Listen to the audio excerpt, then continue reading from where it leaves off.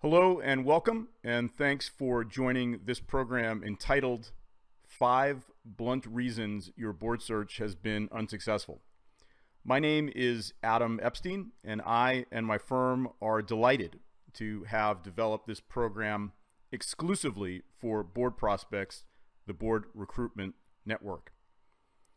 As we'll discuss in greater detail, I hear from countless seated and retired executives annually who are looking for their first public company board seat. And if all of those otherwise highly qualified candidates understood how boards actually go about finding new board members, one thing is 100% certainty to me, and that is they would all go about their searches a lot differently. It's a subject I'm really passionate about, and at the end of the program, I'm confident that you're going to have a considerably more realistic and a considerably more deliberate approach to securing your first public company board seat. As an aside, it's worth noting right up front that there isn't any doubt in my mind whatsoever that you've increased your chances of securing a board seat dramatically simply by virtue of your membership with Board Prospects.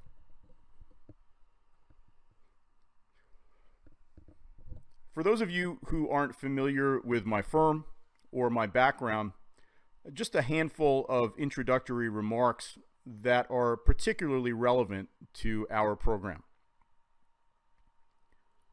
Though I started my career as a large firm attorney and then spent about 10 years operating high growth companies, the most formative part of my career with respect to boardrooms was my tenure co-managing a large special situation hedge fund based in San Francisco called Enable Capital Management. Enable Capital invested in literally hundreds of financings undertaken by small cap public companies. And when I use that term, I mean companies with market capitalizations below $2 billion.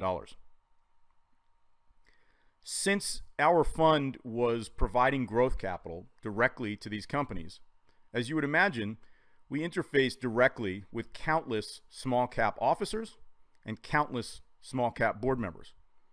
As institutional investors, we had a front row seat, if you will, to the resolutely unique challenges that small cap board members face on a day-to-day basis as they try and navigate what can be, frankly, a pretty daunting array of existential threats that larger companies rarely face.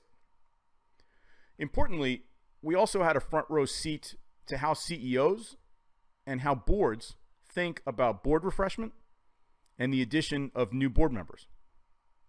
After more than 8 years and 500 investments, I left the buy side because I saw what I would characterize as a singular opportunity to partner with CEOs to help them master the small cap issues institutional investors actually care the most about. And nearly 10 years later, my firm, Third Creek Advisors, is still the only firm in the United States that advises small cap boards that's run by a former institutional investor.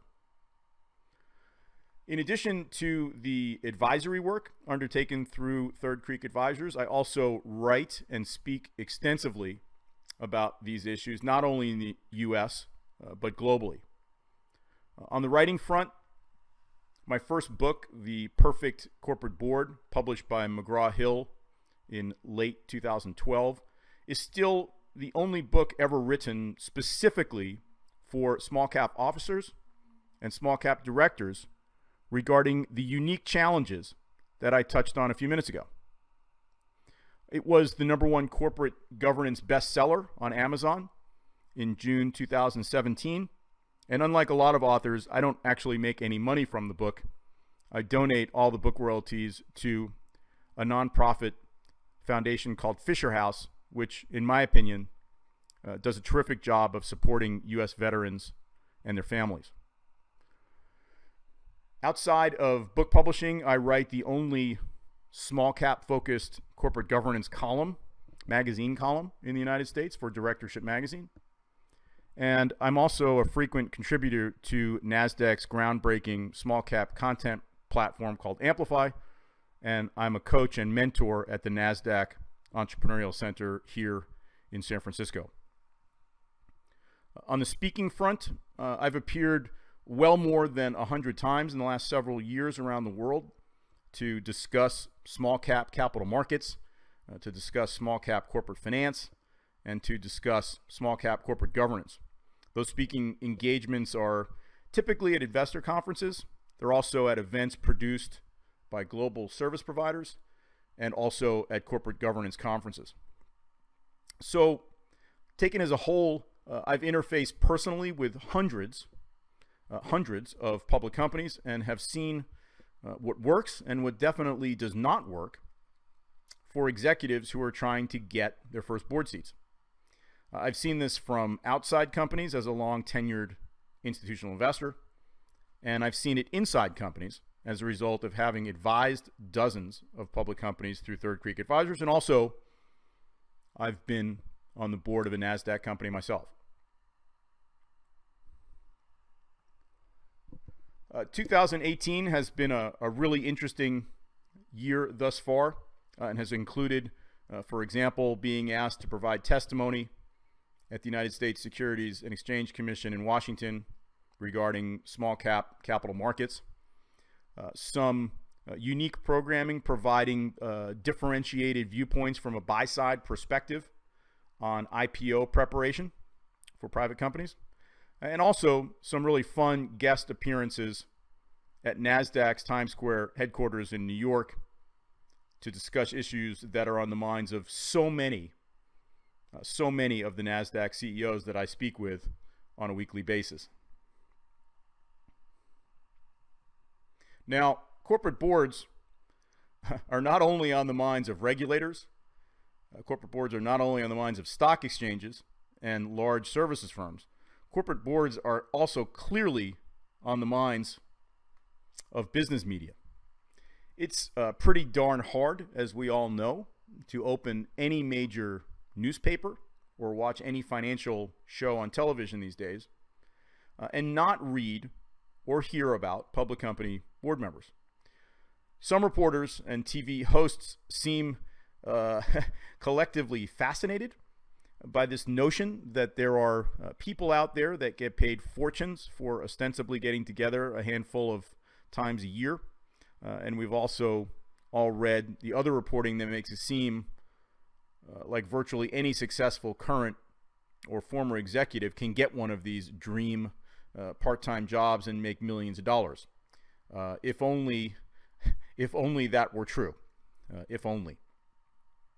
So how do we separate all of the media hype in this regard from reality? Well, a good starting point is always the facts. And the fact is that there are quite literally thousands of seated or retired executives actively looking for their first public company board seat in the U.S. alone. Okay? Thousands. As I alluded to previously, I alone have been contacted personally by probably well more than 1,000 of these board candidates in the last 8 to 10 years. And what do we know about these board candidates? Well, many, frankly, are a lot like you. They're successful and they're sophisticated current or former executives.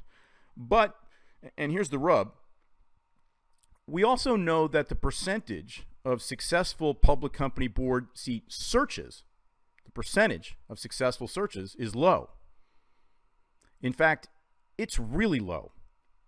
And from my experience, well less than 5% of those who've contacted me to find a public company board seat have found one. So look, on the one hand, let's be clear. If you wanted to be, for example, a professional baseball player and you struck out 95 out of every 100 at-bats, that would not bode well for your career. But there is unreservedly positive news lurking out there amidst those pretty dire percentages. Namely, that intelligence and sophistication notwithstanding, most prospective board members that I come in contact with are making the same 5 mistakes in their search, and all of those mistakes are fixable. Okay, all of those mistakes are fixable. There are definitely a lot of reasons why these critical 5 mistakes are made over and over and over again. But in my experience, much of it results from, and you're going to hear me use the word frank a number of times, just to be frank, my experience, much of it results from hopelessly unrealistic and uninformed advice. Okay? I know that might be a hard thing to hear and perhaps to process, because there's a lot of people giving you advice that are terrific and smart, etc. But there's just an inordinate amount of misinformation out there in this regard. And it's not just an inordinate amount of misinformation. There's also everyone's favorite subject, math. Okay? There's also math involved. So, blunt reason number 1, S&P 500 math is not your friend. What do I mean by that? Just like most corporate governance axioms and most corporate governance continuing education emanates from the Fortune 500 world, that's also where most of the advice comes from regarding public company board searches, in particular, getting your first public company board seat. In theory, there shouldn't be anything wrong with that, because we all know that there are some extraordinary executives and service providers in the large cap world. But here's the problem, and it's a big problem. Namely, less than one board seat per company in the Fortune 500 opens up each year. So what that means in reality is that there are thousands of smart, sophisticated executives with great CVs all vying every year for a few hundred seats within the Fortune 500 ecosystem. And to compound that unfriendly math, roughly 70% of those board seats every year go to either seated or retired CEOs and CFOs. So what's the takeaway here? Well, the takeaway is both simple and unbelievably important. Most of the advice that you're getting about your board search is coming from within an environment that you're all but mathematically foreclosed from. Okay, I'm going to say it again just to underscore it. Most of the advice that you're getting about your board search is coming from within an environment that you're all but mathematically foreclosed from. Now, to be fair, 20 years ago, it was a different story. In fact, I could easily argue it was a different story as recently as 10 years ago.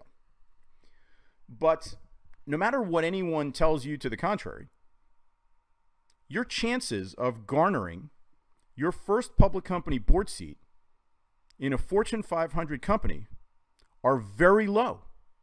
Okay? They're very low even if you're a seated or former CEO or CFO.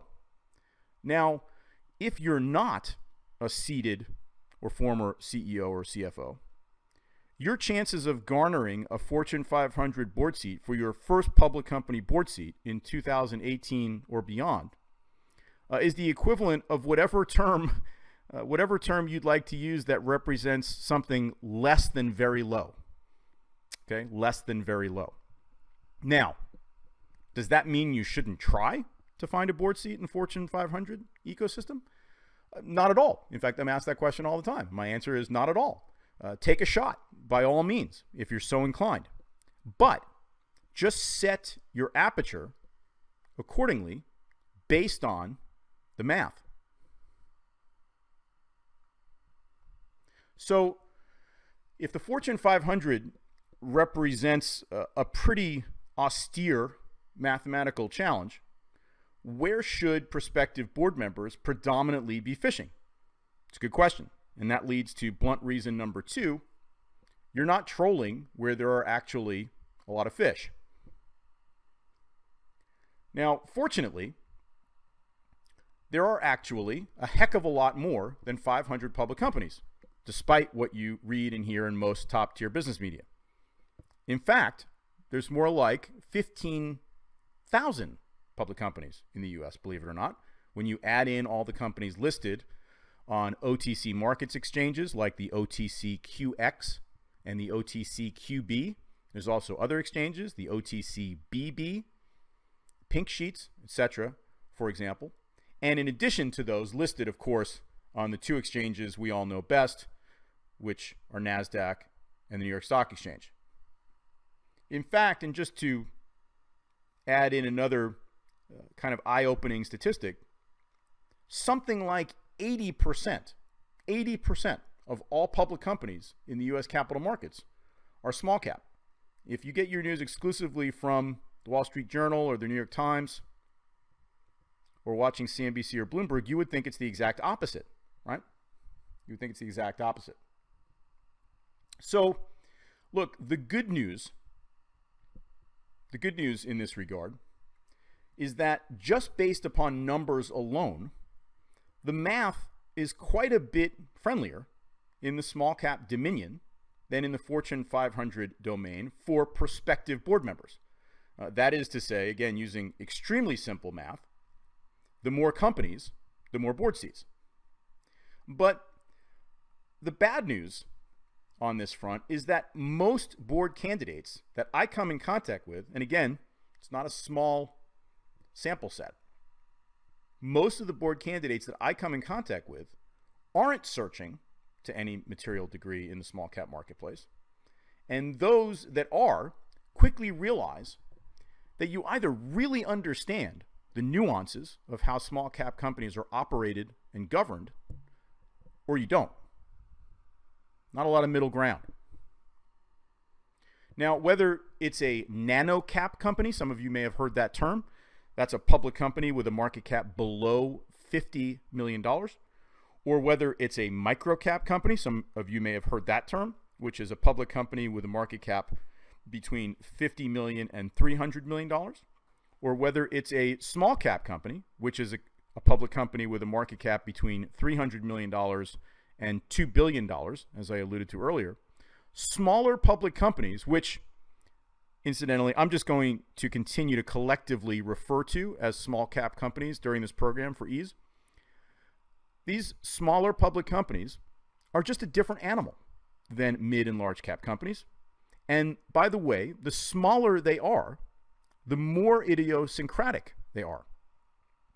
And so while the math is a lot friendlier for prospective public company board members in the small cap realm, where 80% of public companies reside, math alone is not sufficient to undertake a successful board search if you don't educate yourself about this notoriously enigmatic ecosystem, small cap companies. Blunt reason number 3 why your board search has not been successful. You're not fluent enough in small cap. Someone once said to me, somewhat tongue-in-cheek, that if operating and governing a large cap company is like staying at the Four Seasons, operating and governing small cap companies is a bit more like camping. And look, that's obviously a touch overstated, but it's not entirely inaccurate. And for those of you who have been inside the headquarters of a large cap company and also visited the headquarters of a small cap company, the differences are not only immediately apparent, but they're pretty dramatic with a capital D. And look, it's just the sheer difference in scale, the sheer difference in resources that dictate that small caps are a different animal or a different beast altogether. Undoubtedly, one of the most poignant differences between small caps and larger public companies is who is operating and who is governing them. That is to say, sophistication and success notwithstanding, it's not uncommon to find CEOs, to find CFOs, and to find board members who either have minimal experience operating and governing public companies or frankly no experience whatsoever in the small cap world. Now, to be clear, and I always want to be cautious when I say that, this isn't in any way, shape, or form a value judgment, and it's also not a pejorative comment. It's just a truism. Small caps simply often don't have the resources to compete on salary, to compete on benefits with the pay packages offered to hyper-experienced public company officers and hyper-experienced public company directors provided by larger companies. It just comes down to good old-fashioned dollars and cents. Now, why does this matter, you might ask? Well, it actually matters quite a bit, pardon me. Boards that are overseeing management with far less public company experience really have to keep both hands on the proverbial wheel at all times. When you add to that fact that you could be joining a board comprised of directors who also might not have extensive public company experience, small cap board service can sometimes feel a bit like baptism by fire, if I may use that term. So this is something that prospective board members need to be expressly cognizant of, and they need to be brutally honest with themselves about whether that's the type of environment that they are going to thrive in. If I were to perhaps say it a little differently, small cap board service might not be as structured as you would expect, and consequently, it might not be everyone's cup of tea, particularly for their first public company board seat. Now, I mentioned earlier that there's a demonstrable difference in the resource profiles of small caps on the one hand and larger public companies on the other. There's also a considerably different risk profile. For example, it's pretty hard to imagine any one risk in and of itself that could represent an existential threat to a trillion-dollar company like Apple. Okay, now if we all had a pad of paper and sat in one room, perhaps we can come up with a handful of them. But again, for purposes of argument, pretty darn hard to imagine any one risk that in and of itself that could represent an existential threat to a trillion-dollar company like Apple. On the other hand, though,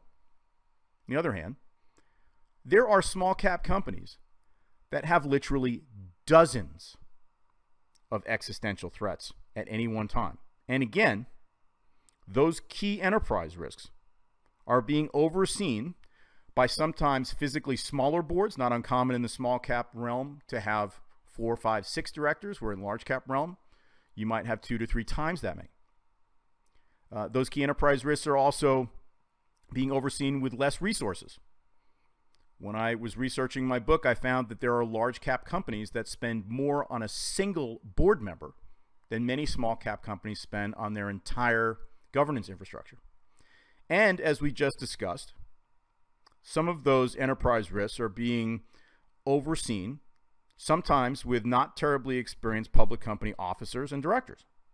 Now, just to be clear, this image that I'm painting, which is based on hundreds of small cap companies that I've invested in and I've also advised, isn't intended to be negative. It's just intended really to be brutally realistic. Moreover, it's important to be mindful that the flip side of all of these risks and challenges, which are endemic to smaller public companies, is that each individual board member can have a much more substantive impact on the success of smaller public companies than is typically possible in a larger public company ecosystem. Hence the reason, incidentally, why so many small cap directors absolutely revel in their roles. So how do some of these idiosyncratic issues impact a prospective small cap board member and their board seat search? Well, there are several important ways. For example, the overwhelming majority of public companies in the United States don't use executive search firms to place board members. So does that mean, pardon me, that meeting and engaging with boardroom search consultants is a poor use of time for someone predominantly searching for a small cap board seat? The answer, and I'm asked that question regularly, the answer is no. It's never a poor use of time. It's never a poor use of time to make well-connected search executives aware of your interests and your background. That said, it's all just a matter of expectations, right? And it's also a matter of the math that we discussed earlier. Math alone dictates that a first-time board member searching for a public company board seat is likely to end up on the board of a small cap company. And most of those companies do not use search firms. Now, media and governance experts and commentators are quick to point out that the way in which new board members are appointed at Fortune 500 companies and even Fortune 1000 companies has changed pretty dramatically in the last 10 years. And by the way, they're 100% right in that regard. 100%. In the 500 or 1,000 largest public companies in the US market, new board members are predominantly chosen by the nominating and governance committees of those companies, which also are made up of a majority of independent directors, in other words, not insiders, with secondary input, and by the way, well-considered input, but secondary input from the CEO. But in the 14,000 plus other U.S. public companies, unfortunately, very little has changed at all. In other words, those boards are still substantially chosen by the CEOs of those companies.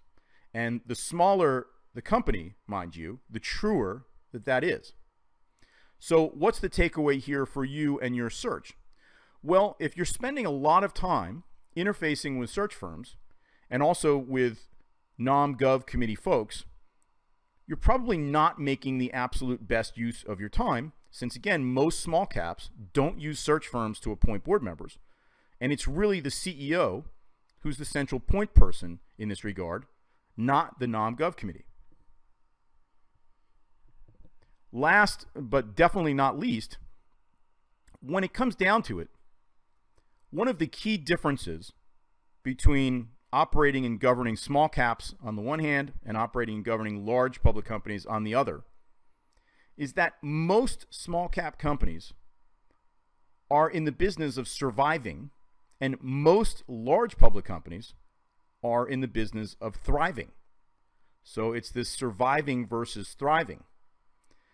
Small caps, what do I mean by that? Well, small caps have to constantly do more with less, not only, mind you, in the C-suite, but also in the boardroom.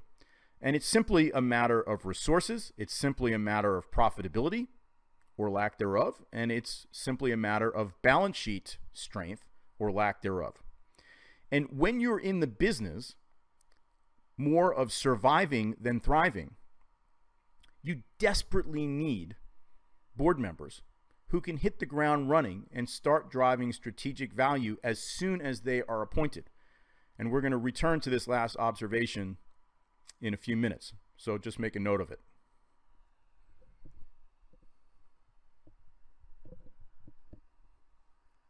So with that, let's move on to blunt reason number 4. Your networking approach needs a reality check. Now, you can ask almost anyone for advice about how to get your first public company board seat, and you are virtually guaranteed to hear some version of the following refrain, and I'm 100% certain that all of you have heard this. Quote, "You just need to relentlessly tell everyone you know that you're looking for a board seat," end quote. In fact, I've sat through hour-long programs on this subject where that was really the principal advice from the so-called quote-unquote corporate governance experts leading the program.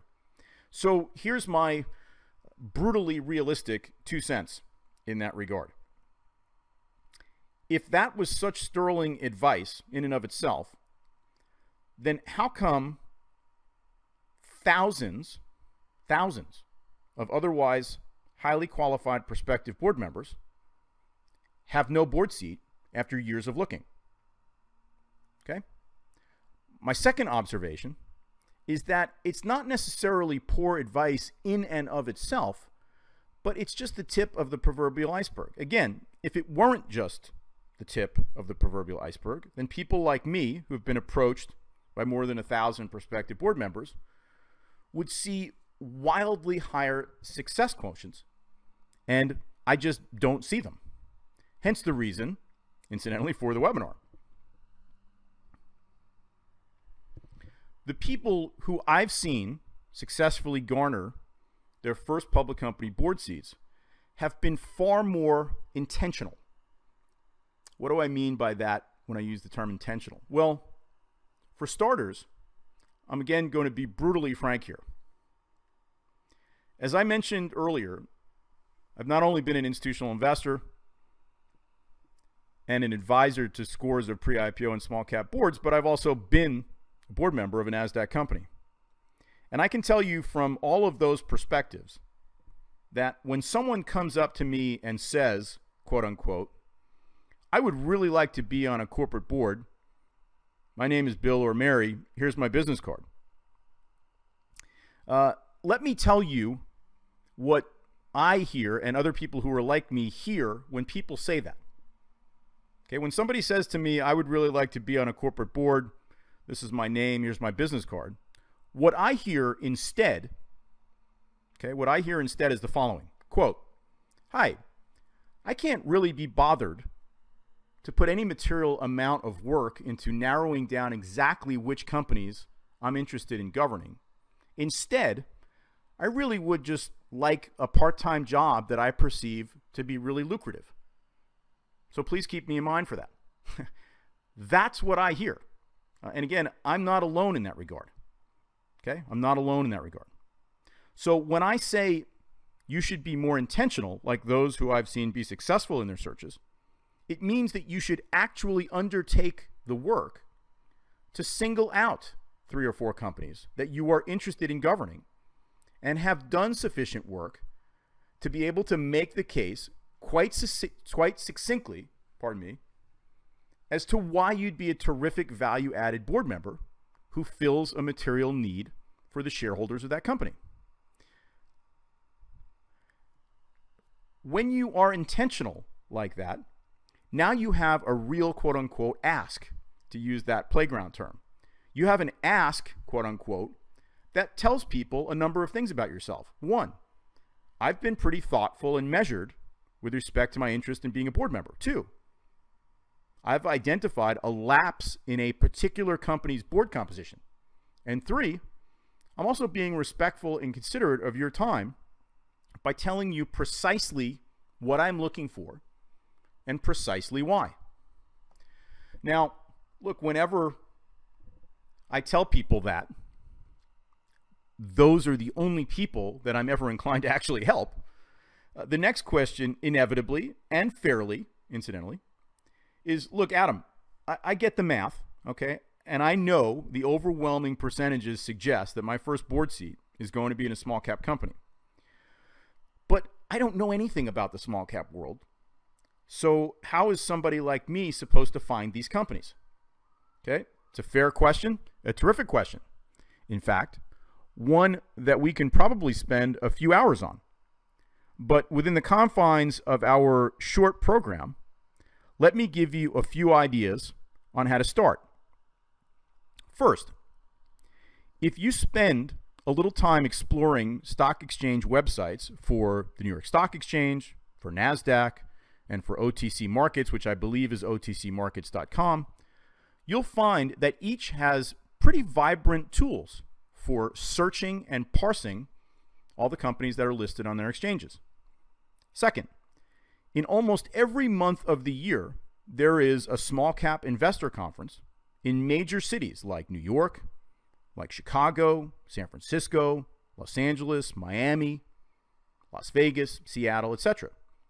Most of those conferences are open to individual investors, and most don't even charge interested investors to attend.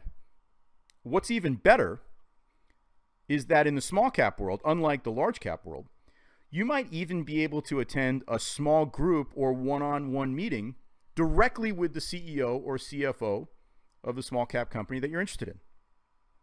Third, there are a lot of websites which are easily found online that discuss small cap companies in every different industry and in excruciating detail.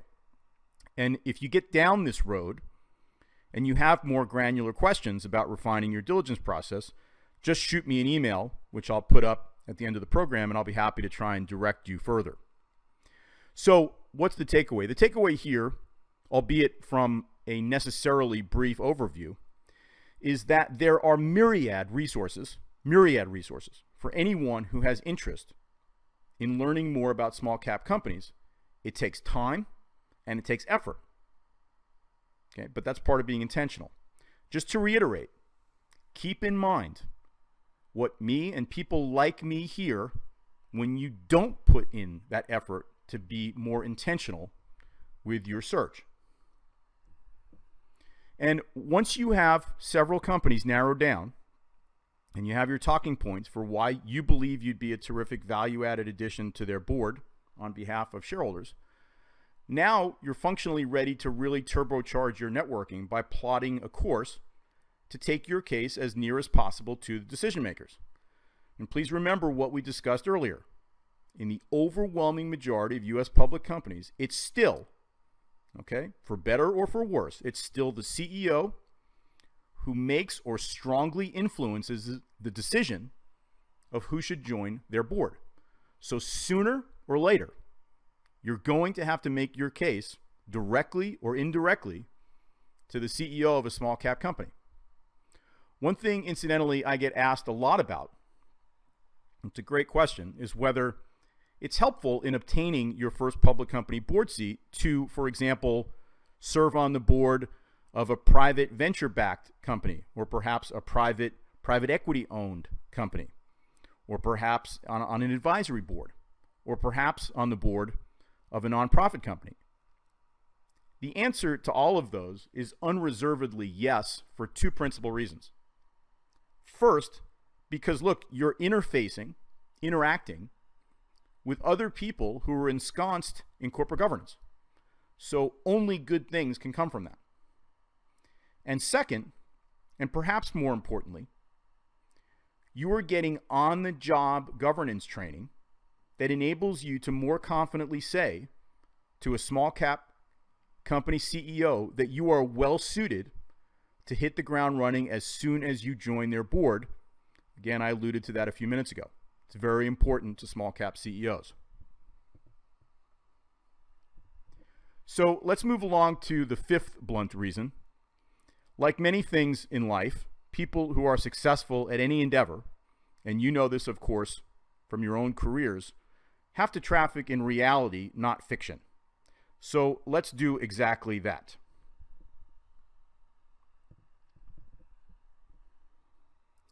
Blunt reason number 5, you need to right-size your expectations. The first expectation that you need to right-size in order to successfully procure a public company board seat is really a function of time. And what do I mean by that? Well, again, let me just continue to be really frank in this regard and say that I personally know hyper-qualified board candidates who were going on 2 years of active, intentional searching. And that's not an unusual time frame at all. Now, I'm not suggesting that it's going to take years for everyone, but you need to, again, adjust your expectations to reflect the reality that it very well could be years and not months. The second expectation you need to right size is compensation. Top-tier business media has frankly misled dozens of thousands of executives in the United States into thinking that they are all going to make $250,000 or more per board seat per year, since there are some Fortune 500 board members who make that much. Now, in reality, you're much likelier to make a tiny fraction of that amount. If you think, and just to give you kind of a graphic visualization of this, if you think of all of the board members in the United States as being the size of a tennis court, so picture a tennis court, the number of directors who are making hundreds of thousands of dollars a year is probably the size of a small hot tub compared to that tennis court. Okay, so hopefully that puts it into perspective. To be crystal clear, again, I'm not suggesting that for most corporate board members in smaller companies that the compensation is anything to sneeze at. Okay, I'm not suggesting that. But again, it comes down to expectations versus reality. For example, a recent study just released a couple of months ago, one of the first of its kind in looking at micro and small cap governance, showed that the average board stipend for companies with market caps in the US below a few $100 million, where, by the way, an enormous percentage of companies reside, is meaningfully below $50,000 in cash. And in their survey of just New York Stock Exchange and just NASDAQ companies were hundreds of small cap boards that literally don't pay any cash stipends at all. Okay, so what does it all mean? Well, what it means is that many small caps are kind of high risk, high reward for everyone concerned. For directors, small cap board membership certainly has the propensity to be quite lucrative, but on average, small cap board service requires a lot of effort and often isn't terribly lucrative at all. Again, I'm not intending to be downbeat in this regard. I'm just intending to be accurate and realistic so everyone's apertures are set appropriately. So I'll just take this opportunity to summarize some of the key points of the program by saying that if you play the percentages, if you educate yourself about small cap corporate governance and operations, if you are more intentional, if you are persistent, if you are realistic, and of course, if you are qualified, you will find a great small cap company to help govern. And if you're like many small cap board members that I know personally, you also might feel one day, as they do, that it might end up being one of the very best jobs that you've ever had in your career. On that note, I will thank you for participating in the program. Please feel free to reach out directly if I can answer any questions about this program. And thank you for your time. Thank you for your attention. And good day to all of you.